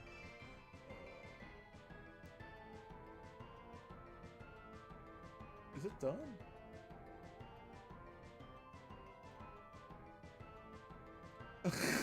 Oh, okay. It's alright. Brittany chuckles softly. That you have a little distance. Her arm reaches over to the table. Her head coming around Nate's cheek as her thumb runs away at the corner of the lips. Taking her head back to the side, she licks her thumb, rather wiping on a napkin. Nate simply returns to love him too, already starting to become love-struck for each other. What? Alright, let's do Pikmin. Emperor Roblox is coming on. It's quite appropriate for the story I'm reading. Brittany jolts up. Her phone ringing out. Oh no, not him! Brittany panics. What's wrong? Who is it? Nate asks, she's concerned right now on her face. It's Charlie? What? Okay, Charlie's in this too now. Charlie, he wants you back. Charlie, the psychotic yandere is abruptly seen walking into Freddy Fazbear's pizza shop. Also, Freddy Fazbear, like, FNAF's in this too, okay? Brittany then immediately slides underneath the table and hides her ex-boyfriend. Nate's eyes, Nate's eyes turn red, rises through him. He immediately stands up with danger. Step away, pal! Charlie charges at Nate, stabbing against the wall. Where is she? Charlie demands, his voice alarming every individual in the restaurant. Before Nate can speak up, Brittany comes out from her hiding spot. Charlie, please stop. I didn't take the diamond. I just wasn't ready for marriage. Well, you're a bit psychotic. Oh, wow, the lore. What? What am I reading? Okay, alright. Just then the manager came out. Woo! Happy Pride Month! Iris screams. Rhythmaid, pride flies in the air. She kisses Smith with the woman next to her. Mr. Pikmin! Oh look, that's me! Stay alone in the corner, and the restaurant is about to. No! He cries to himself. What? What? Why am I sad? Why am I emo? Come on! I mean, she's my life and Tamagotchi life, so whatever. Meanwhile, Nate and Charlie going at it, fighting with every ounce of their strength for the pink-haired goth woman in front of them. Power, the manager, does not even acknowledge the fight breaking out in a restaurant. So Power's the manager, okay.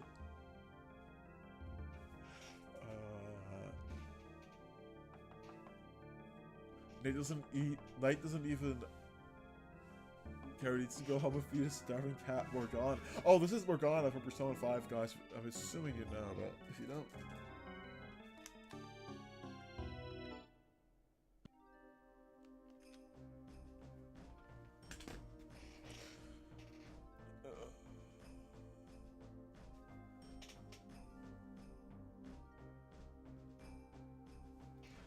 However, Nate is clearly struggling against the buff man. He's too far of a match for him.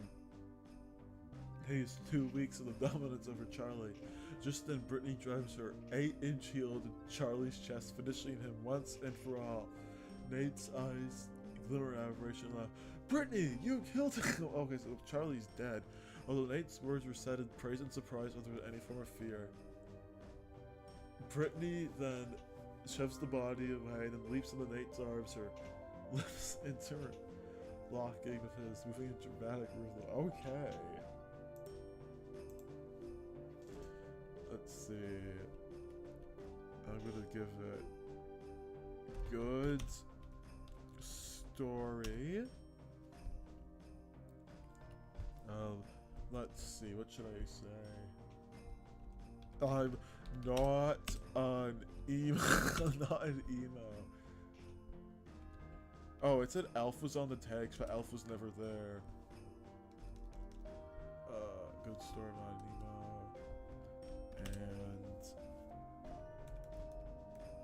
And epic FNAF. Epic FNAF set. I'll just say. Did I spell restaurant right? There we go. Thank you, Grammarly. Not sponsored.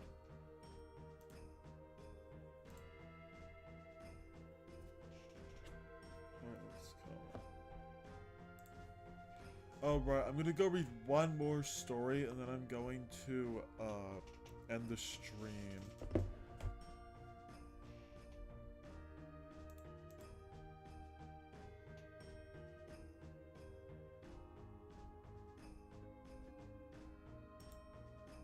Wait, start. Oh no, this is the one I just read. Okay. I thought it was not bad.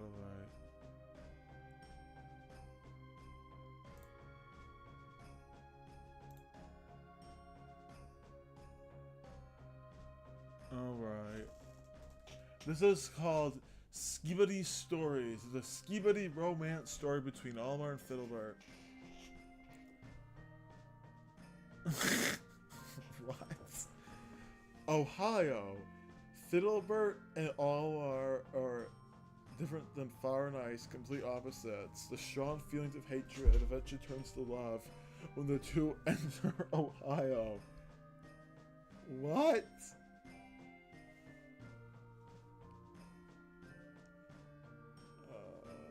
It was a rainy day. Almar and Fiddlebert were pushing each other into rain puddles. Ugh! You stupid. Stop getting me wet, Fiddlebert groans through his clenched teeth. Oh, loser, you're just about to have more wrist than you. Plus, your guy act could never be as big as mine, Almar teases. Oh, loser, you just about to have more wrist than you. Plus, your cat could never be. Okay.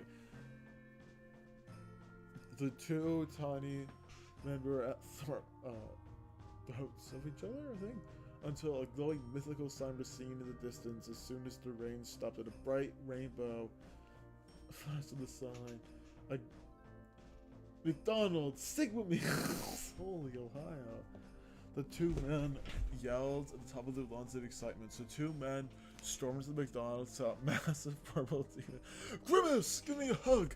Fiddlebert cheered as the tears slid down his cheeks. Grimace hugged Fiddlebert, making Almar feel a weird emotion. What is this feeling, Almar? Grimace had pulled out a knife. No! Fiddlebert, he's an imposter! Almar pushed Fiddlebert out of the way, slamming his little green body on the ground as Almar fell on top of him. Oh, Almar, why did you save me?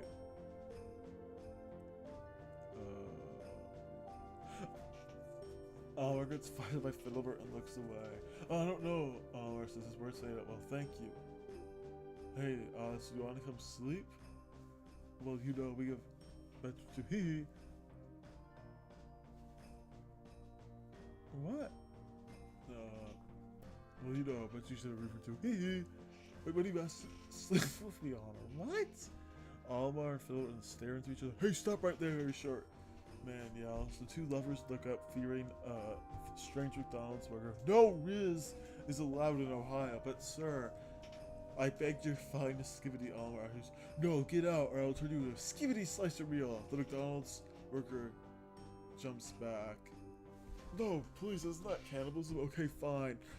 Your, other opinion will end your attitudes to get ever allowed to Mew again. Final Goodland, what? Levi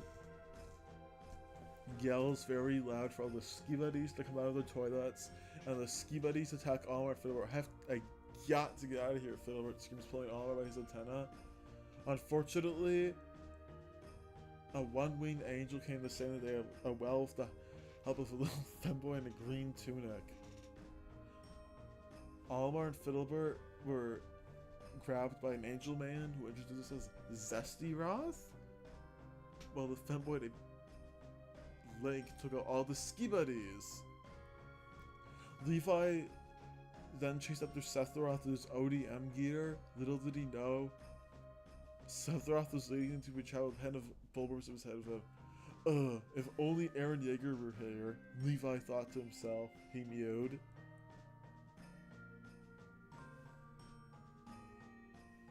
Not after long, Levi was eating left with the two bulbers, and the bulbers made it out safely with the help of Sephiroth and Link. They had a victory royale, and they got married and had a bunch of children. Is the next part? Oh. Alright, we got a part 2 for this. After this, I will end the streaming because I've been reading non-stop for like more than 2 hours, and my voice is a little... 6 years later, Eren sat by Captain Levi's grave in despair, extremely PO'd about the way he died. I will get my revenge on those stupid little Pikmin abusers. Eren strips. Eren stormed into Ohio Village. This is not my story, by the way. This is one of my Discord mods made this like a while ago.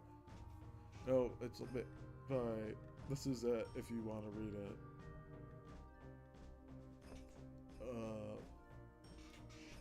That green, doesn't even know who I am, Eren thought to himself. Ever since the day Levi died, Eren lost his viewing streak. His heart was destroyed, and he completely lost the ability to edge. Coding was all that was left! Hey, Greenie, Eren shouts. Fiddlebert looked up to the man with bloodshot eyes. What the Sigma? Get away from me, you hobo. I have a husband. If I hit you, hit me once, I will kill you. Eren smiles wildly. Begins to laugh. Almar, his friend, Joker? Must be for Persona.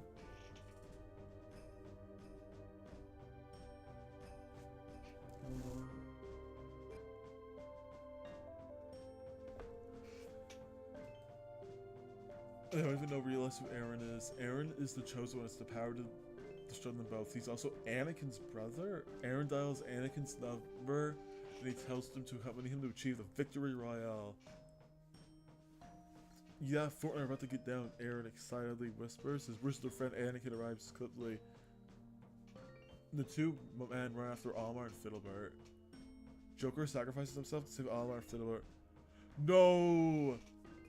How could you, Almar yells, tears streaming down his cheeks. Anakin then takes Almar down with his red lightsabers while Eren shoots Fiddlebert with his legendary frenzy gun. Huh? Yes, we win. Screw you two, betas. You're the two segments of Ohio. Eren, the last maniac. Anakin and Eren both emo out on the dead bodies doing the gritty max power full speed. Without the two lovers, Almar and Fiddlebert died. They still get their happy ending. Reincarnated as Among Us crewmates and forming a happy Among Us family in the universe. Okay. Thank you guys so much for watching. Like, comment, subscribe to Instagram, the Discord, and the description.